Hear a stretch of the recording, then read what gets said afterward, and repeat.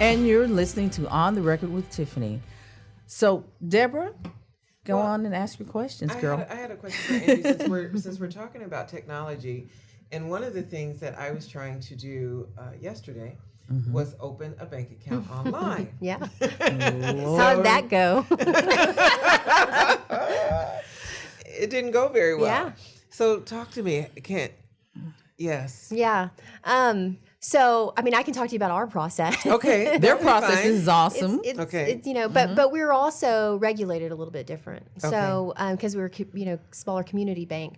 But our online process doesn't happen online. We basically have to be in touch. There are certain regulatory requirements. Themselves. Yeah, I mean, we've had to have Zoom calls with people. We have to get copies They give of you a driver's much more license. personal touch. I can tell you what their process is because my crew is a wonderful team at Texas Kidney Foundation. We are not technological at all.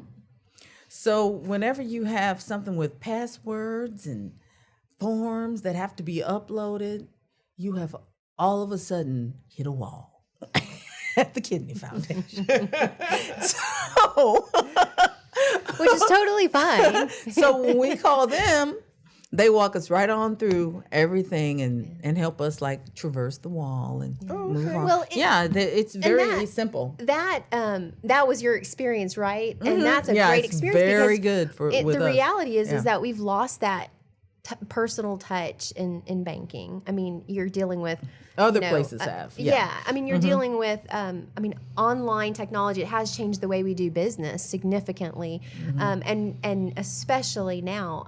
I know that whenever we open the bank, our leadership team said we're a small bank, but we don't want to operate like a small bank. We want to operate like a big bank. So we still have to have the same technology that is available to our clients through Big Bank here at our bank. And so we have invested a lot of money into our technology, but it doesn't take the place, and it will never take the place of personal relationships, right?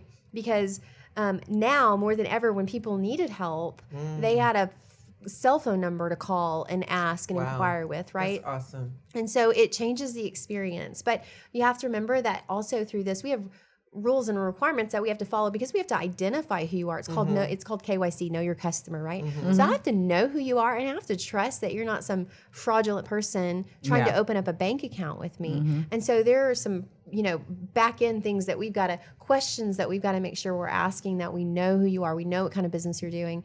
But those are just the matter, it's a matter of picking up the phone and having that conversation with you. We're not going to ask you questions online. That's just not how it's just not the way that we do business. We wouldn't have done business like that before, and we're not going to definitely do business like that now. And so a lot of what we've done is through Zoom calls. It's, having phone conversations, WebEx meetings. I mean, anything we can do to identify who our clients are, we're trying to do that, and encouraging people to use technology. And thankfully, the technology that is in place has enabled your typical business owner to really not skip a beat unless they're just a really cash intense company. And then most banks have drive-throughs, right? And so, the drive-throughs were able to stay open because we're essential, maybe inconvenient for you right now, but it's safe. And so, dealing with all that cash, I don't know how safe that is, but in general, it's changed the way we do business, and we've been able to say we can still operate like this. We can still do lending. The way we used to do it. We don't need you sitting in our office. It feels more like when I was younger. Like it feels like 20 years ago in terms of being able to know the people that you're talking to. Well, how have you how are you supporting small businesses through COVID-19? Or maybe you all talked about that on another show. No, yeah, I mean we've talked about it a little bit. I mean, our direction right now, we really shifted as quickly as we possibly could to PPP. I mean, that's really been our directive. I mean, our clients are, first and foremost, and then those who want to become clients were kind of in line. And I mean, Tiffany, you guys were a part of that. And that's what happened with us. And really trying not to separate the two. I don't think that any of our customers who came on that were new customers really felt like they weren't clients of the bank. I think that as we brought them on, they felt like they were cared for just as much as our clients did. Yeah. That was the goal behind it. But we've continued to do I think some of the new business startups, you know, we've said not yet. Okay. Because we just don't know. You know, things are so different than they were in 2008, where there were a lot of unknowns, but more unknowns now than there were back then, right? And so we just want to do the right. Very different now. It is, and some people are taking this opportunity to open up new businesses, and you know, depending on the industry type, it might make complete sense.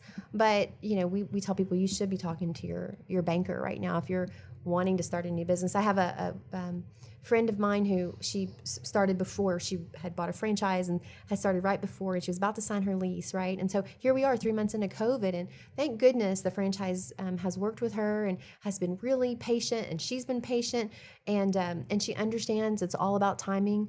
But she's just one of how many people, you know, who have used maybe retirement money to start something, and then it's just been bad timing. And so how do you work with those business owners to just get them to a good place financially? Because especially when the entire economy still is in. So that, you know, when I look at what Bank of San Antonio is trying to undertake to keep businesses going in our area, I'm like, kudos to you, because y'all are thinking through processes that some other institutions are just going to kind of automate.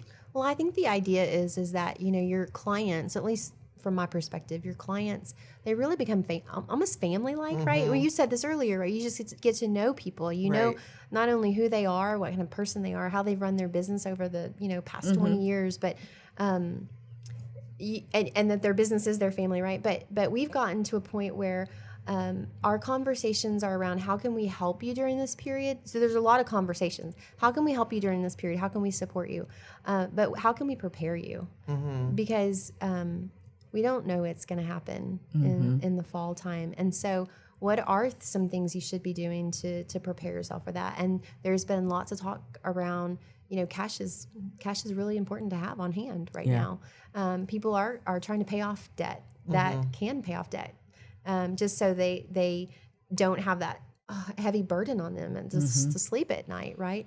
And then I think people who have had debt are like, oh, you know, maybe I shouldn't have done that. But maybe I need to downsize. Yeah, exactly. We have a lot of people who are doing that right now. They're downsizing. You know, with my husband and me, when we first adopted the girls, we had this is a personal story, but we had one of the girls, one of her biological dad was hanging out at the park right next to our house. And my husband and I were like, you know, he was working here in San Antonio and going back and forth. And we were living the life, I guess.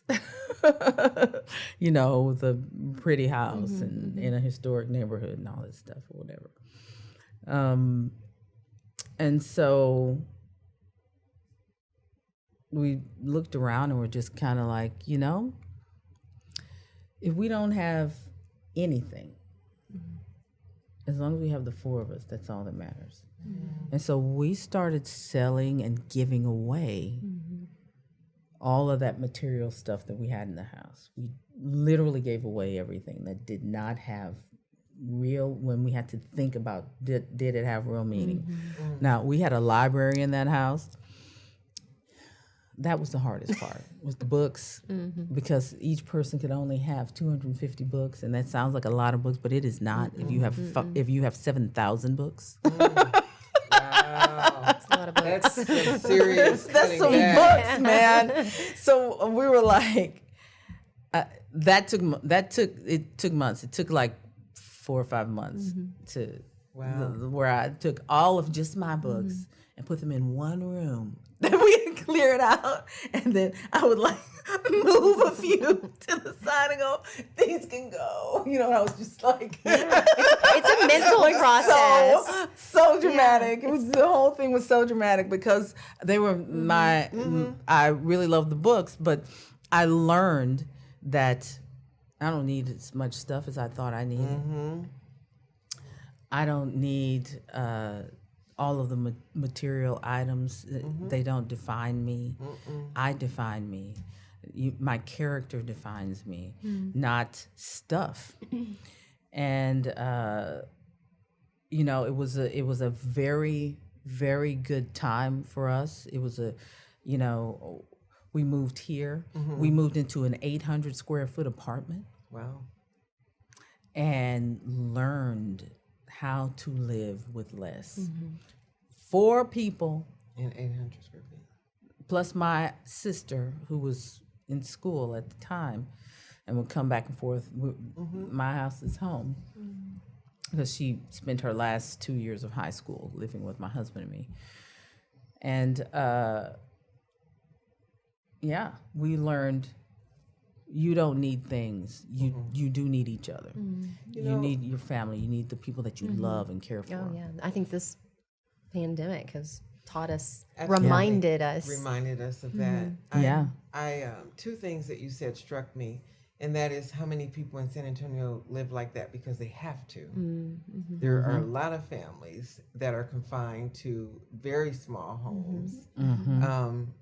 And it's more than 4 people living in 4 to 5 people living in those homes. Multiple families. So that certainly is a challenge. And I reflected back to when I moved from, I think it's when I moved from Oakland here, maybe from, it was when I moved from Oakland here, I gave away 80 pairs of shoes.